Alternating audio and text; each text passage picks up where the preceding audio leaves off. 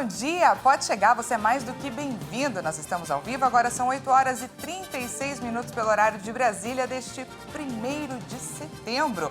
Vamos juntos começar o dia bem informados? A partir de agora, você confere as principais notícias do Brasil e do mundo desta quinta-feira. Vamos aos destaques do dia. Começam nesta quinta-feira as renegociações de dívidas do FIES. Governo entrega orçamento para o ano que vem com salário mínimo de R$ 1.302. Nos destaques internacionais, a partir de hoje, Times Square é declarada zona livre de armas. E ainda, NASA divulga sons elaborados com base nas imagens captadas pelo supertelescópio James Webb. Tudo isso a partir de agora. Começam hoje as renegociações de dívidas do FIES, o Fundo de Financiamento Estudantil. Os acordos podem ser feitos até o dia 31 de dezembro e os descontos podem ficar até 99% do valor da despesa. O governo federal autorizou as negociações com abatimento das dívidas dos estudantes do programa. As regras das renegociações foram publicadas no Diário Oficial da União no dia 22 de julho.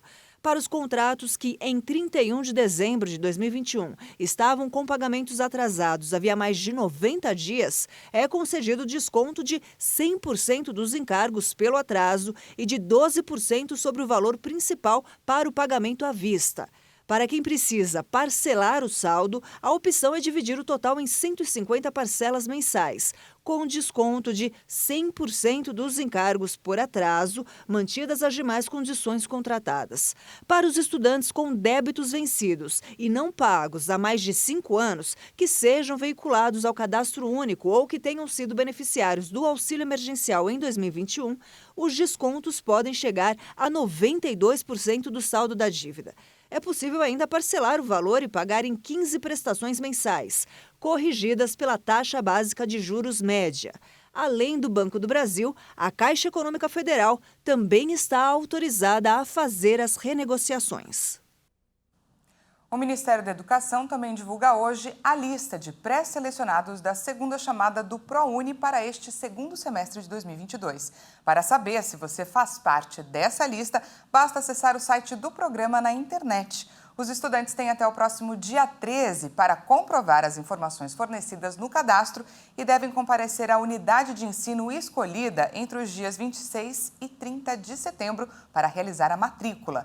E se você ainda não foi selecionado, fique atento, pois as inscrições para uma nova lista de espera poderão ser feitas nos dias 21 e 22 deste mês.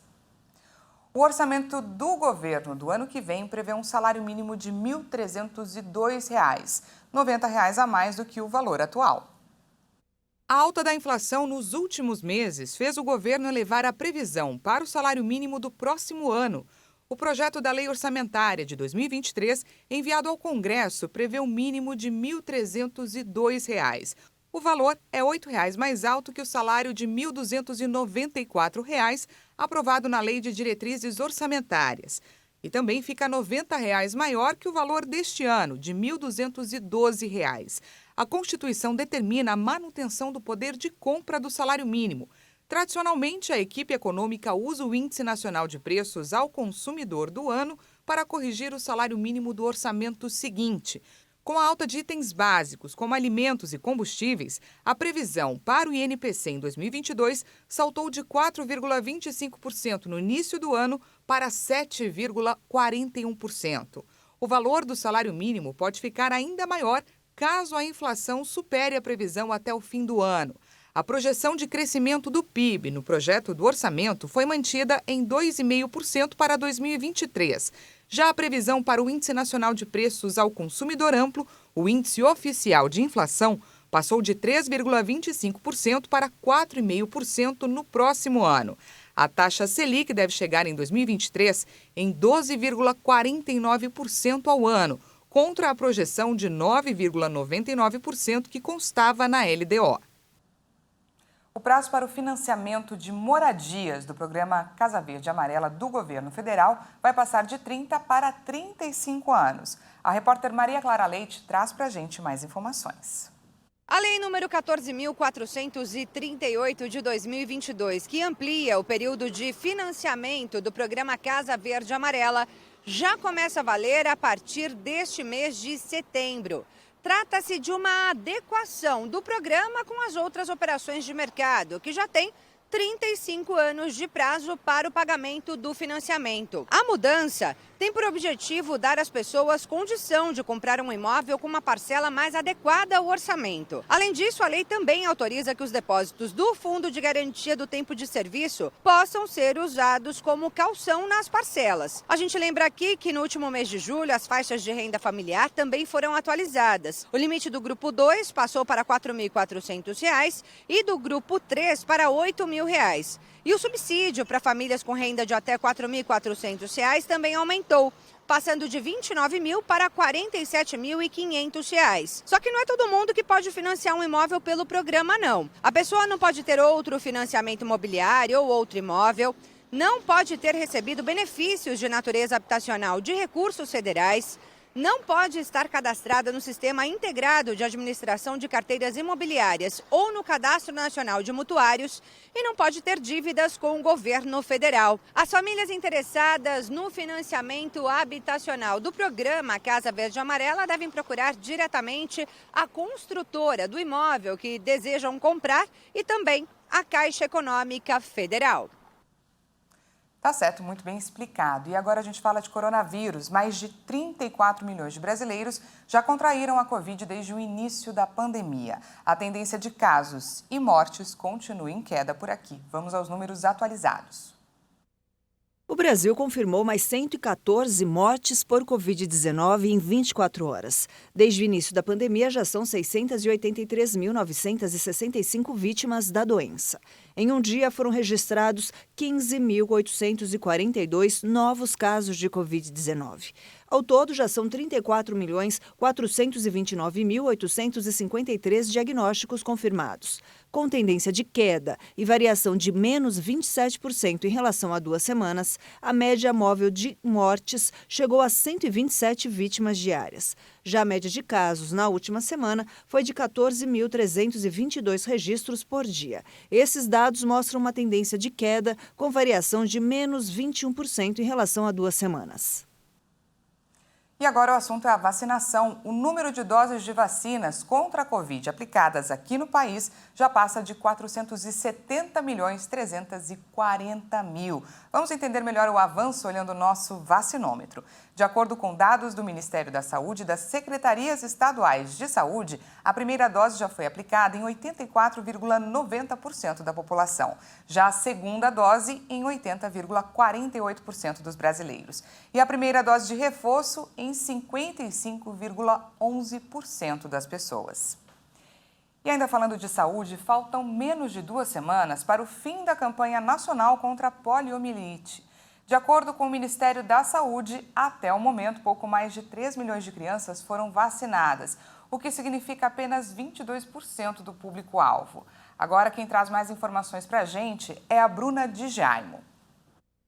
Atenção, pais! A polio ou paralisia infantil é uma doença altamente contagiosa que atinge principalmente crianças com menos de 5 anos de idade e que vivem em locais onde não há tratamento adequado para água e esgoto.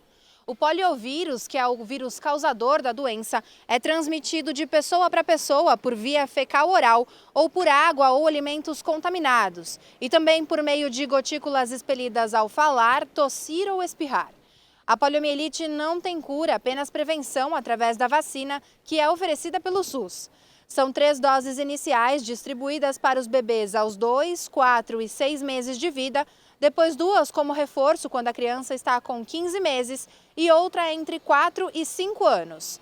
Há também a vacina injetável, indicada para pessoas de até 19 anos ou para situações especiais, como é o caso de indivíduos imunocomprometidos. E olha, para os especialistas, entre os motivos principais para a baixa procura estão a pandemia, a dificuldade dos pais de levarem os filhos até os postos de saúde e a falta de percepção do risco da doença. A força-tarefa de vacinação vai até o dia 9 de setembro, mas ainda assim é possível vacinar depois desse período.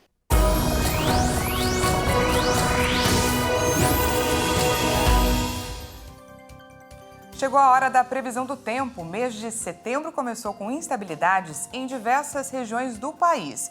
De acordo com o Instituto Nacional de Meteorologia, a previsão é de que o mês registre volumes de chuva acima da média em grande parte da região sul-sudeste, na costa leste do Nordeste e noroeste da região norte. Vamos então conferir como ficará o tempo hoje em algumas cidades? A gente começa falando de Recife, que amanheceu com chuva em diversos pontos. A expectativa é de que ao longo do dia o sol apareça, mas mesmo assim tem previsão de chuva moderada a qualquer hora do dia. A máxima prevista para Recife é de 26 graus. Agora a gente fala de Cuiabá. Por lá o cenário já é bem diferente. Nesta quinta-feira a cidade vai enfrentar mais um dia de calorão e tempo seco. A máxima por lá deverá alcançar os 38 graus, muito calor. Para a gente finalizar, vamos falar de São Paulo. Vamos juntos dar uma olhada em como está o céu agora aqui na região central. Nenhuma nuvem, tudo azulzinho. E olha, as temperaturas estão aumentando por aqui. Apesar do dia ter começado bem gelado, agora faz 13 graus, mas a expectativa é de que a temperatura chegue aos 26 graus. Bem mais quentinho, não? E veja a seguir, a partir de hoje, a Times Square é declarada zona livre de armas. E ainda, NASA divulga sons elaborados com base nas imagens captadas pelo supertelescópio James Webb. Nós voltamos já, não perca!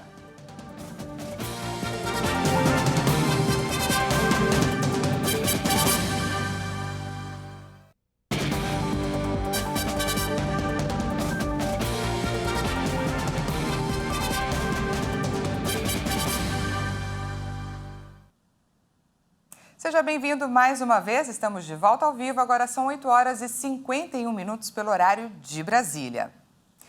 E trazemos atualizações sobre o conflito no leste europeu. Intensos bombardeios começaram na manhã dessa quinta-feira em uma cidade perto da usina de Zaporízia, em Enerhodar. Segundo o prefeito, várias instalações civis também foram atingidas e há pelo menos 3 moradores mortos e 5 feridos, incluindo uma criança. Os relatos chegam enquanto uma equipe da Agência Internacional de Energia Atômica da Organização das Nações Unidas viaja para a usina nuclear para uma inspeção planejada da instalação no sudeste da Ucrânia, que está sob o controle das forças russas desde março. Em um relatório separado, o chefe da administração militar regional de Zaporízia acusou as forças russas de atacar a rota pré-acordada da equipe até a usina. E a partir de hoje, a famosa Times Square, em Nova York, será declarada uma zona livre de armas. Isso quer dizer que pessoas que sejam flagradas pela polícia portando armas de fogo podem ser acusadas criminalmente, estando sujeitas à reclusão de mais de 1 ano como pena. A medida assinada pela governadora Katie Hochul em julho é uma resposta à decisão da Suprema Corte dos Estados Unidos, que determinou o porte de armas legal em todos os estados do país, o que derruba uma lei centenária de Nova York que impunha restrições às armas fora de casa. Mundialmente conhecida por seus prédios, luzes e táxis amarelos, a Times Square é também um ponto turístico que recebe cerca de 360 mil pessoas diariamente. Com a nova regra, algumas zonas do estado passam a ser classificadas como sensíveis, sendo proibido portar armas de fogo nestes locais. Além da Times Square, integram a lista escola, templos religiosos, prédios de propriedade do governo, instalações de saúde e transporte público. A decisão tem o objetivo de prevenir ataques a tiros, eventos que têm acontecido com uma certa frequência nos Estados Unidos, onde foram contabilizados somente neste ano 450 tiroteios em massa, aqueles em que pelo menos 4 pessoas são baleadas, excluindo o atirador. Agora, pessoas flagradas portando armas de fogo por lá estarão sujeitas a mais de 1 ano de reclusão.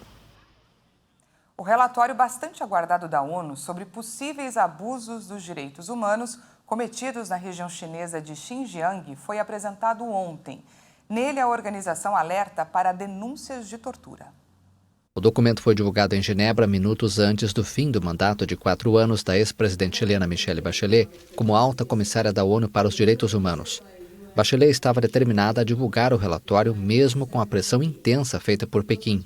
O texto alerta que abusos graves dos direitos humanos foram cometidos na Shuar, região autônoma uigur, em Xinjiang. Os casos teriam ocorrido no contexto da aplicação de estratégias governamentais de contra-terrorismo e contra-extremismo. O relatório cita, em particular, a preocupação com o tratamento dispensado a pessoas detidas nos chamados Centros de Educação e Treinamento Vocacional da China. Michelle Bachelet afirmou que os temas são sérios e foram discutidos com autoridades nacionais e regionais da China. O país é acusado há anos de prender mais de 1 milhão de uigures e outras minorias muçulmanas na região ocidental remota de Xinjiang. Ativistas acusaram a China de inúmeros abusos, que Pequim refutou com veemência, insistindo em que se tratam de centros de treinamento vocacional em Xinjiang para combater o extremismo. Uma apreensão recorde de anfetamina foi feita na Arábia Saudita. 6 sírios e 2 paquistaneses foram presos. A Arábia Saudita apreendeu 47 milhões de comprimidos de anfetamina. Oficiais frustraram a tentativa de contrabandear os comprimidos para o país. Segundo a mídia estatal, é a maior operação de tráfico de drogas já realizada no reino. 6 sírios e 2 paquistaneses foram presos. As pílulas estavam escondidas em um carregamento de farinha. A carga chegou a um porto seco na capital Riad e foi levada para um depósito. As autoridades não revelaram se as pílulas eram do tipo Captagon, que está causando muitos problemas no Oriente Médio.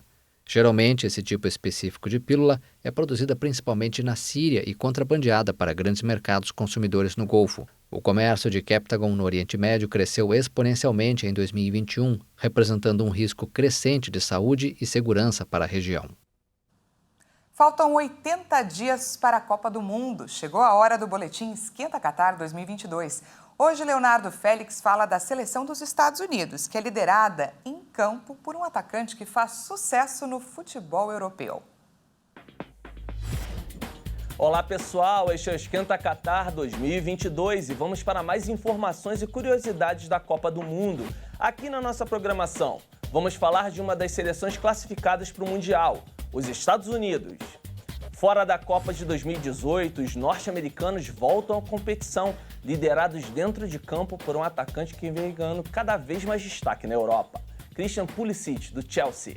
E em 2021, o time do Tio Sam foi campeão da Copa Ouro da CONCACAF. Mas os Estados Unidos não tiveram vida fácil nas eliminatórias. Eles ficaram com a última das 3 vagas diretas, superando a Costa Rica somente no saldo de gols. E os costarriquenhos tiveram que jogar a repescagem mundial. Os Estados Unidos estão no grupo B, ao lado da Inglaterra, Irã e País de Gales. É isso aí, faltam 80 dias para a Copa do Mundo Qatar 2022.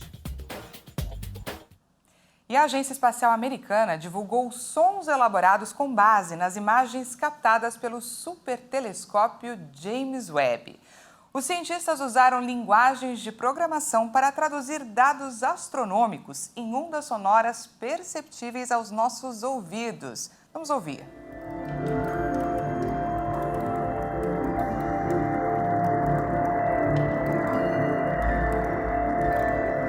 Segundo a NASA, o processo de sonificação das imagens envolveu uma equipe de cientistas, músicos e uma pessoa com deficiência visual que trabalhou para adaptar os dados do James Webb.